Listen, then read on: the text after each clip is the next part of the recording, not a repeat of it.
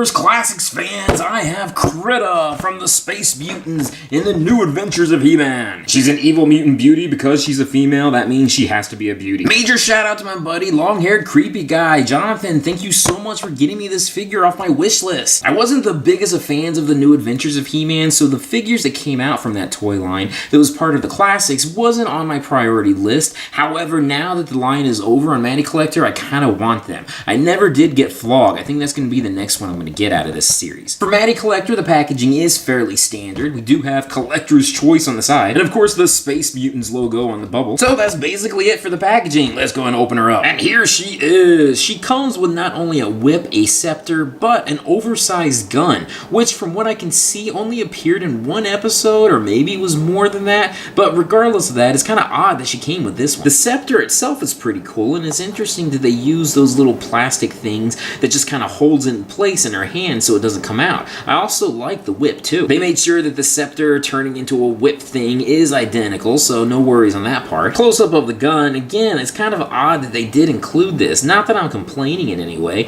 it's just something that I wouldn't be expecting with her. In the New Adventures of He-Man, there never was a Krita toy that was made. The character herself in the cartoon, she was somewhat of a love interest for Skeletor. If you look closely inside of her hair, she has earrings that are kind of painted in there. Wow, her hair is really big. She has that odd sash fabric thing where it's connected to both of her wrists, where it kind of gives the appearance that she has sort of like a cape thingy going behind her. Her skin tone is like a very light purplish kind of color. I personally think her face is very beautiful. I mean, I think they really did a great job with the sculpt. They made sure to put in not only a ring, but they did paint it in fairly well. Same thing with the belt and the necklace. I've heard some horror stories online where some figures, the paint app is like horrible. Luckily with this one, I think she came out really good. Having her hold the gun is a bit awkward. I mean, I'm not really quite sure why they decided to include this. I mean, I guess it doesn't really hurt anything, but still, I'm probably never going to have her displayed like this. More than likely, I'll probably have her like this. I just kind of like the whole Catwoman whip thing that she's got going on. Hey, check out her fingernails. They made sure to paint them. She has a standard articulation of most Masters of the Universe Classics figures.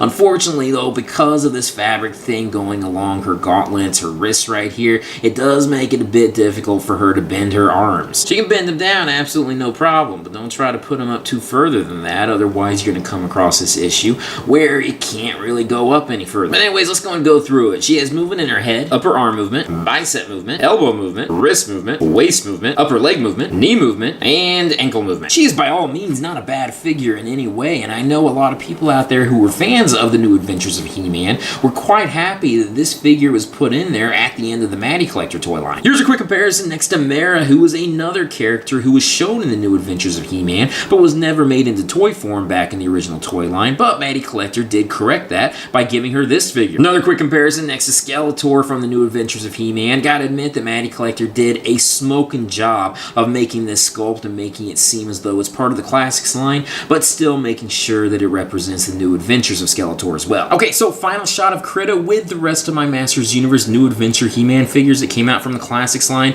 Like I said, I don't have all of them, but I think she fits in fairly well. Overall, her sculpt, I think, is really well done. The only problem is the articulation, and again, the gun. I don't really see the necessity of that, but you know what? Hey, it's not like it's a bad thing in any way whatsoever. If you're interested in getting this figure yourself, I believe she is available on Amazon or eBay. Obviously, Matty Collector is no longer around. Well, they're still around, and they have some backstock here and there that may come up. It's nothing like it's going to be too difficult to get her. I think she's great, and if you're a fan of the New Adventures of He-Man, she fits in really well. Again, long-haired creepy guy, thank you so much. I really appreciate you getting her for me.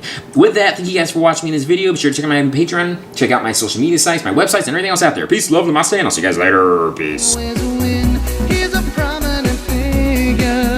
The New Adventures of He-Man ended with Skeletor and Krita sort of being together. Not with Skeletor being 100% on board with that, but I kind of like the idea that they made Krita get the guy at the end.